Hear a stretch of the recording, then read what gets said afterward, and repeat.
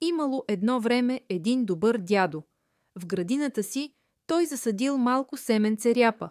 Всеки ден го поливал с вода, плевелите изскубвал и накрая от малкото семенце поникнало зелено стръкче.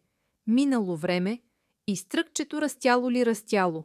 Слънцето го топлело, дъждът го поил и ряпата станала огромна, по-голяма от всичко в градината. Дядото решил, че е време да я извади.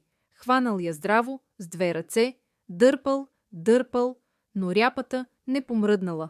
Тогава дядото повикал бабата. Дядото дърпал ряпата.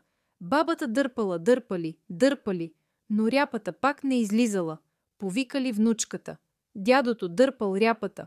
Бабата дърпала, внучката дърпала, дърпали, дърпали, но ряпата стояла здраво в земята. Тогава дошло кучето.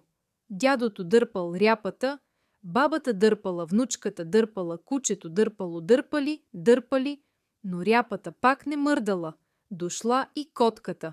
Дядото дърпал ряпата, бабата дърпала, внучката дърпала, кучето дърпало, котката дърпала, дърпали, дърпали, но ряпата все така упорито стояла в земята.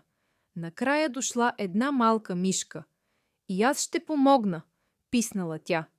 Всички се засмели. Та ти си толкова малка, какво ще направиш? Но все пак я пуснали да се хване последна в редицата. И тогава дядото дърпал ряпата, бабата дърпала дядото, внучката дърпала бабата, кучето дърпало внучката, котката дърпала кучето, мишката дърпала котката, дърпали, дърпали и изведнъж, хоп, ряпата излязла. Всички паднали на земята от изненада, а после избухнали в смях и радост. Сложили ряпата на масата и си устроили празник заедно и от тогава знаели, че колкото и да си малък, когато помагаш на другите, можеш да свършиш велика работа.